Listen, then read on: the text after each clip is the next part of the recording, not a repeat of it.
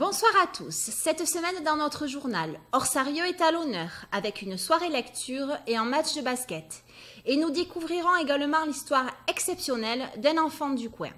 Tout d'abord, vendredi dernier, notre chaîne tenait son assemblée générale dans les locaux de l'Amicale laïque. Chers amis, je vous remercie d'être venus si nombreux pour assister à ce 23 ou 24e, à cette 24e assemblée générale de Canal Achat, puisque nous avons commencé en 1994. Au cours de l'Assemblée générale de Canal Achat, qui s'est tenue vendredi dernier dans la grange de l'Amicale laïque, Robert Louison, le président, a souligné quelques points. Premièrement, le nombre de reportages réalisés dans l'année, à savoir 330, dont 30 plateaux, qui couvrent tous les domaines de la vie de la commune et des villages environnants. Deuxièmement, la présence de la chaîne sur plusieurs manifestations de l'ex-canton. Troisièmement, le taux élevé d'audience. En effet, sur la semaine du 10 au 17 janvier, ce sont près de 20 000 vues qui ont été signalées sur les différents supports que sont Facebook et YouTube.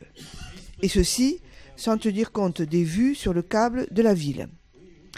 Il a fait part à ce propos à Madame Ponce, représentante de la mairie, d'un problème de diffusion sur ce câble, éventuellement dû à une défaillance de la tête de réseau, et a demandé l'intervention d'un technicien. Il s'est félicité de l'arrivée d'une nouvelle bénévole dans l'équipe, en la personne de Colette Castera, qui permet à la chaîne une ouverture intéressante sur le monde agricole. Le bilan financier a été fait par Pascal Cazobon, trésorier adjoint, qui a noté un déficit sur l'année 2017, compensé par les fonds de réserve. Lors des questions diverses, Hélène Marsan, la secrétaire, a signalé la coopération de Canal Achat avec l'association Rana et a lancé un appel au nom des éditions de la Crypte pour l'accueil à domicile de poètes lors des manifestations organisées par cette maison d'édition le week-end de Pentecôte. En ce qui concerne le renouvellement du conseil d'administration, les 3 sortants, le président, le vice-président et la secrétaire, ont été reconduits dans leurs fonctions. Madame Ponce a réitéré le soutien de la mairie à Canal Achat et l'a remercié pour son action au sein de la commune. Le village de Nassiette proposait une exposition sur un enfant du pays au destin exceptionnel. Soldat du 18e régiment d'infanterie, Vincent Moulia fut blessé 2 fois au combat, notamment à Verdun, où il fut promu caporal et décoré de la Croix de guerre, avant d'être envoyé sur le chemin des Dames, en proie aux offensives meurtrières du général Nivelle au printemps 1917. Après de durs combats, des troubles éclatent le 27 mai, à l'arrière du front, où des soldats défilent dans les rues, en chantant l'Internationale et tirant en l'air au cri de « À bas la guerre ». Vincent Moulia fait partie de cette mutinerie. Traduit devant le conseil de guerre à Mézy dans l'Aisne avec 4 autres soldats, il sera condamné à mort. À la faveur d'un bombardement allemand, Moulia parvient à s'évader juste avant l'exécution et s'enfuit vers Paris, puis regagne son village natal. Il se cache dans les bois jusqu'en 1918, aidé par sa famille et sa fiancée. Sur le point d'être dénoncé, il se réfugie en Espagne, où sa fiancée Berthe le rejoint. En 1936, il fuira Saint-Sébastien et rejoindra Bordeaux en bateau, où il sera brièvement incarcéré, malgré la loi d'amnistie de 1933. Puis, il retournera à Nassiet, et ce n'est qu'en 1952 qu'il recouvrera ses droits sociaux et sa carte de combattant à la suite de l'intervention du maire de Pau. Vincent Moulia meurt le 28 décembre 1984 et repose au cimetière d'Orthez. Vendredi dernier, le cercle taurin El Rosillo fêtait les rois. Le président, Jean-Claude Lafitte, présentait le bilan de 2017. C'est l'occasion de se remémorer un petit peu les activités de l'année passée. Une année qui a été particulièrement riche pour notre cercle taurin, puisqu'on a eu quand même plusieurs manifestations.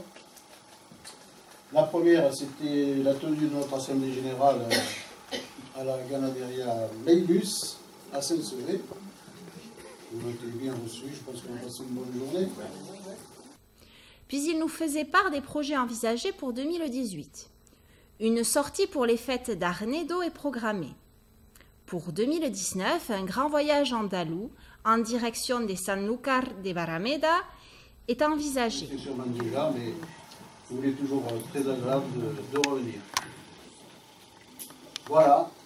Un apéritif avec des galettes des rois a clôturé cette agréable soirée. Soirée lecture samedi dernier à Orsarieux. Dans le cadre de la Nuit de la lecture, manifestation lancée par le ministère de la Culture, la médiathèque d'Orsarieux recevait samedi soir une douzaine d'enfants pour une soirée lecture, doudou et pyjama et une demi-douzaine d'adultes pour écouter des textes de Jean Giono, Gilles Le Gardinier et Robert Louison.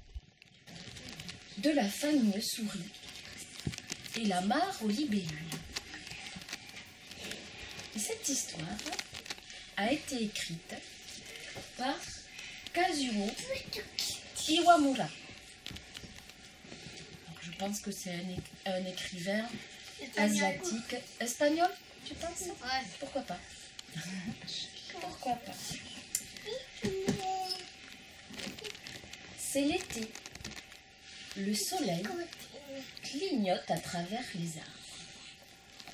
Si nous allions jouer à la mare, aux libellules, propose le grand frère. Soyez prudents, dit maman.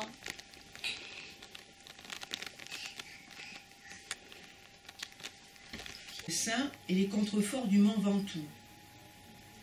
Elle comprend toute la partie nord du département des Basses-Alpes, le sud de la Drôme et une petite enclave du Vaucluse. Ces maisons agglomérées, quoiqu'en ruine, comme un vieux nid de guêpes, me fit repenser qu'il avait dû y avoir là, dans le temps, une fontaine ou un puits. Malgré la pluie qui s'était mise à tomber, les flammes des torches résistaient bien. Au manoir, tout le monde était sur le pied de guerre.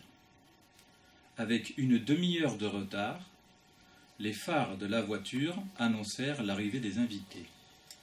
Pour pouvoir l'en informer, il aurait fallu que je le suce. Les ricanements égrillards accueillaient cet exemple malheureux que la prof de français débutante de la 4e A venait de donner pour illustrer les subtilités de l'imparfait du subjonctif. Le soir, son père lui avait dit « L'imparfait du quoi ? Elle ferait mieux de vous apprendre le français !» et s'était replongé dans la lecture de l'équipe, car il devait sélectionner les joueurs pour la prochaine Coupe d'Europe. On a trouvé un moteur pour le tracteur sur une épave. L'espoir renaît. Du coup, on a restauré quelques pièces supplémentaires. Alléluia!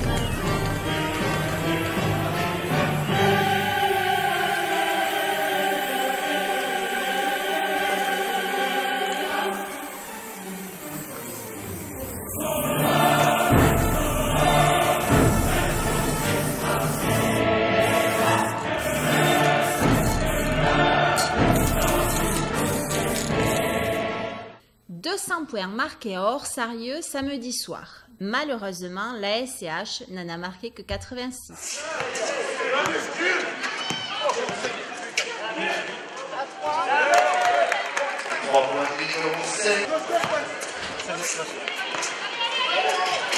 Jonathan Gatouki, 2 points.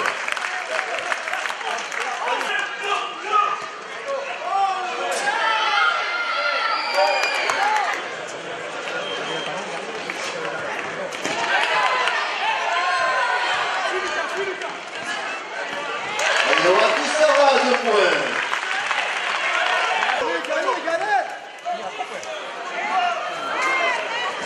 Numéro 4,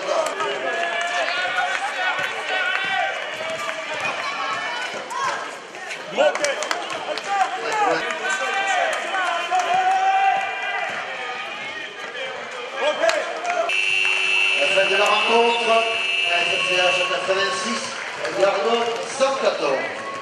On ne respecte pas les consignes, on prend 115 points à domicile, c'est nous-mêmes qui nous rendons la tâche difficile.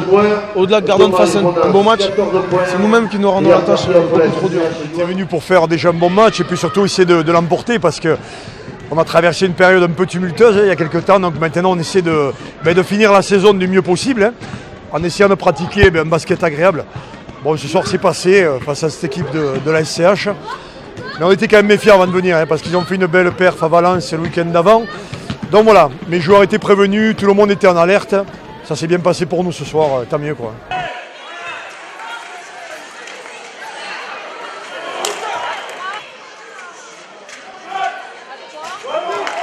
Ce soir on a été à droit, il y a encore quelques matchs de ça. Les cercles comme des bassines, on n'arrivait pas à mettre le ballon dedans. Bon, c'est le basket, c'est comme ça. Aujourd'hui on était à droit. Peut-être que le prochain match, on ne mettra pas un tir. Mais moi, ce qui m'a plu, c'est surtout l'intensité qu'on a essayé de mettre déjà en défense. Et puis surtout l'envie de partager le ballon en attaque. Parce que cette saison, on est un petit peu trop à mon goût sur courant alternatif. On ne joue pas suffisamment en équipe, que ce soit défensivement ou offensivement. Et ce soir, ça m'a bien plu. Il y a eu des séquences très très intéressantes. Bon, après, l'ampleur du score a fait que. Mais moi, ce que je retiens au-delà de la victoire, c'est un petit peu le contenu du match. Et ça, c'est intéressant. Et on va rien lâcher, on va essayer de trouver des solutions, de provoquer un petit électrochoc, le même qu'il y avait eu la semaine dernière à Valence, voilà, où il y avait des mecs concernés, des mecs qui ont rien lâché, qui ont travaillé, qui se sont battus. Voilà, aujourd'hui, on a joué chacun pour soi au lieu de jouer tous ensemble. Et je pense que chacun pour soi, on n'y arrivera jamais. Donc tous ensemble, on peut y arriver. Donc on va essayer de travailler encore. Voilà. Merci. Dans notre rubrique plantes médicinales et aromatiques, Gisèle nous présente aujourd'hui la camomille. Bonsoir à tous, bonsoir à toutes. Je me permets de vous souhaiter une très bonne année 2018. On la démarre sous la pluie. Mais c'est pas grave parce que je vais vous parler d'une plante qui s'appelle, un nom barbare, hein, la matricula et qu'on appelle la camomille. Ça, vous la connaissez, la camomille. C'est une très très jolie fleur de décoration au départ. Oui, qui décore bien. Et ça ressemble un peu à une petite marguerite. Ça a des pétales blancs et un cœur jaune. Et ça sent très très bon. Un goût, une odeur de pomme un peu. Et c'est peut-être pour ça, et c'est même sûr, qu'en Espagne, ils l'ont appelée la manzanilla, du nom de la pomme. Alors, comme la verveine et comme la menthe, c'est une plante décorative, mais surtout médicinale, avec des atouts extraordinaires. Elle est connue dans le monde entier, elle est cultivée dans le monde entier. Elle est facile à cultiver, mais ses vertus l'ont rendue encore plus célèbre. Les Égyptiens, toujours eux, la connaissaient bien. Ils s'en servaient et ils honoraient le dieu du soleil, le dieu Ra, ou Ré, comme vous voulez. Les Romains s'en servaient aussi. Enfin, les Égyptiens et les Romains savaient ce qui était bien. Alors, je disais, comme le tilleul, la verveine et autres, on l'utilise pour soigner. Mais on l'appelle la plante qui soigne tout. Alors, c'est pour dire. Alors, je vais vous en parler à ce niveau-là. La camomille, c'est quand même la championne au niveau de ce qui est calmant, mais vraiment calmant. Alors, le premier de ses atouts, je disais, c'est tout ce qui calme. Elle est utilisée contre les douleurs menstruelles des femmes Et ça, on le comprend puisqu'on l'appelle la matricaire. En grec, ça veut dire l'utérus, la matrice. Donc ça, c'est très très bon. Il faut en prendre, ça calme les spasmes, etc. Et d'autres problèmes gynécologiques. Elle le calme beaucoup. Elle calme les enfants, les adultes.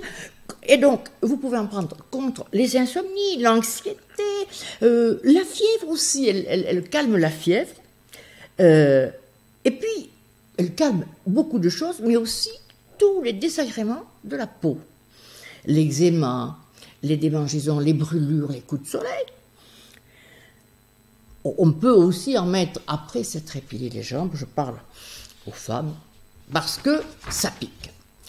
Toujours calmante, elle calme les migraines. Ce sont des migraines en général de tension ou des migraines de fatigue, mais ça calme. Elle calme le mal aux dents, on peut mettre de l'huile essentielle de camomille sur les gencives des petits-enfants. Et ensuite, son deuxième atout, c'est tout ce qui touche le tube digestif. Anti-inflammatoire, elle prévient les gastro-entérites, elle prévient contre les vers. Ensuite, on peut s'en servir contre les rhumes, les choses respiratoires, tout ce qui ne va pas. Elle a aussi un truc que je ne connaissais pas. Elle aide à mieux transpirer. Voilà. Alors, cette plante, qui est merveilleuse, elle a une huile essentielle. Attention aux huiles essentielles, hein. Mais cette huile essentielle contient du camphre, et on comprend pourquoi. Les vers n'aiment pas ça. Et voilà. Donc, maintenant, il y a des produits dérivés, des crèmes, des shampoings, et même des lessives pour laver le linge du nourrisson. Alors moi, je dis, une plante qui soigne tout, bah, ça vaut le coup. 200 ml d'eau, 2 cuillères à café de camomille, faites infuser, et voilà, c'est passé. À bientôt. Merci de votre fidélité, au revoir et à la semaine prochaine.